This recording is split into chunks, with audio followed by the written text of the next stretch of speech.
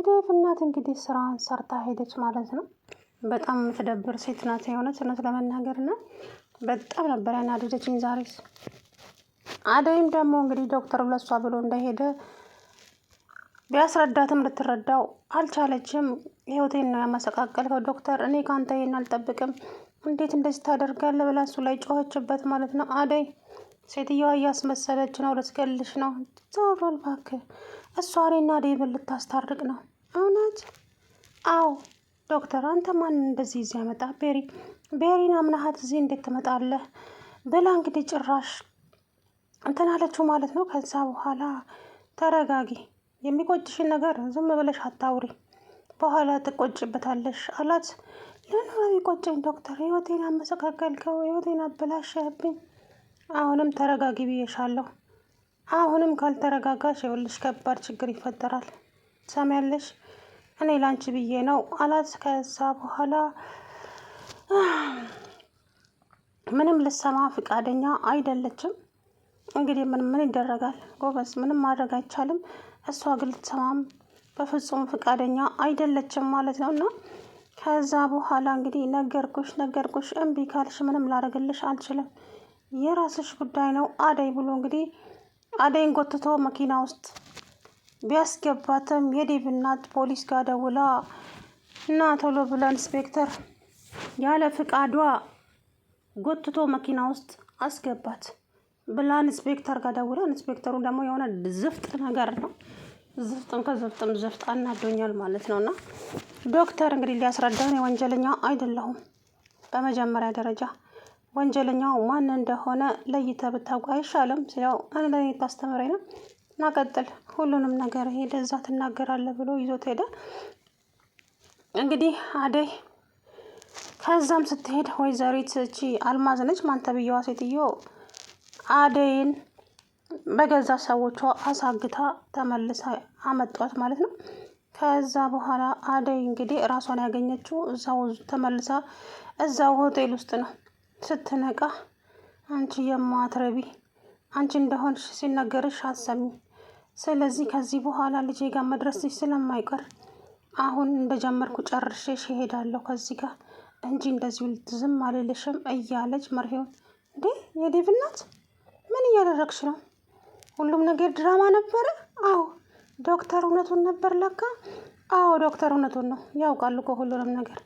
እኔ ግን በእጄ ላስገባሽ ብዬ እንጂ ስታስቢው ከልጄ ጋር እንድትሆኛ ፈቅድልሽ ይመስልሻል እንዴ? እንዴት ማሰብ ተሳነሽ እባክሽ?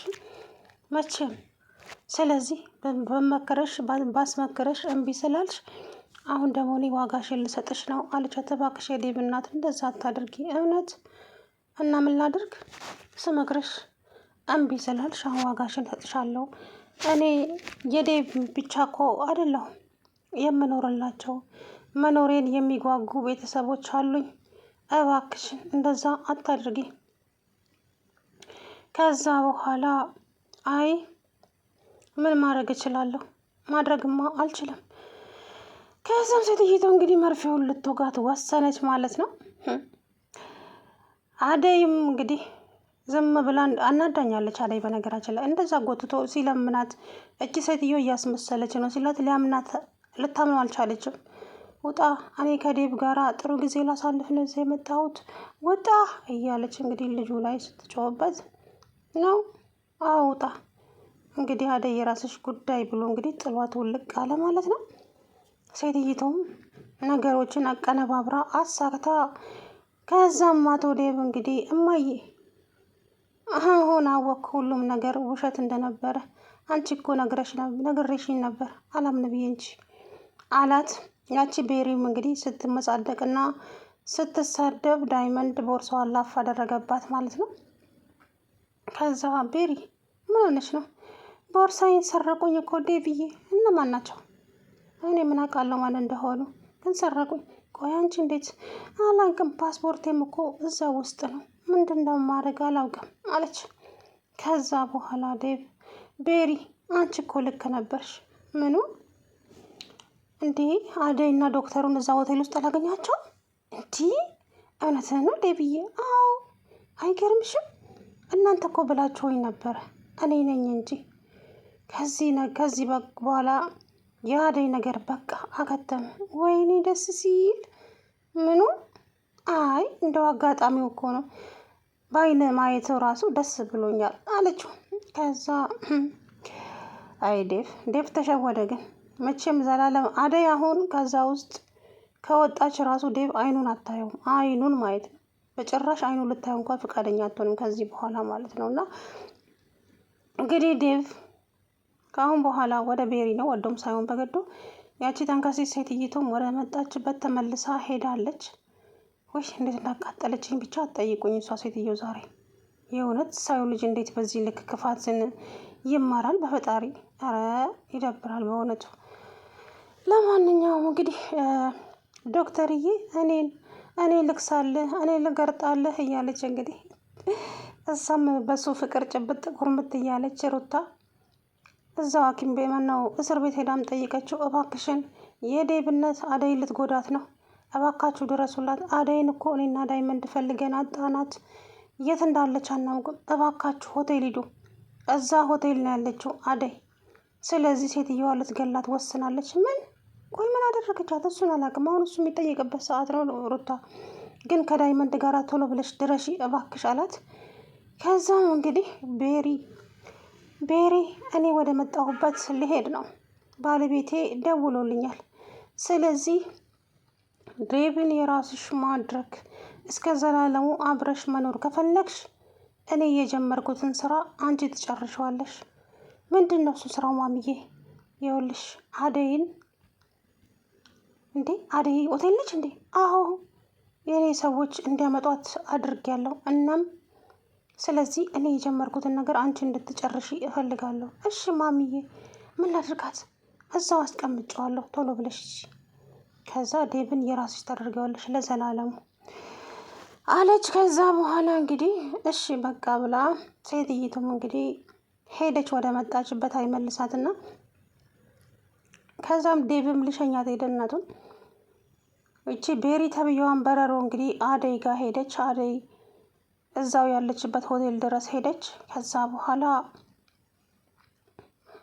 ቤሪ አንቺም አለሽበት እና ዋናው ማን ሆኖ ስንመክርሽ ስንነግርሽ እምቢ ብለሻል። ስለዚህ ያለን አማራጭ ይሄ ብቻ ነው። ይኸውልሽ ቤሪ የጅል ስራ እንዳትሰሪ፣ እኔ ዴቭ አልፈልገውም።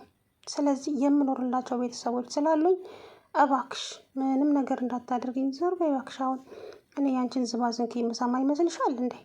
ምን ትላለች? የራስሽ ጉዳይ አለቻት። እባክሽን አንቺ እንኳን ሴት ልጅ ነሽ ተረጅኝ እባክሽ ብትላትም በፍጹም አልረዳሽም አደይ። እንዴት እንዳደረጋችሁኝ ረሳችሁት እንዴ?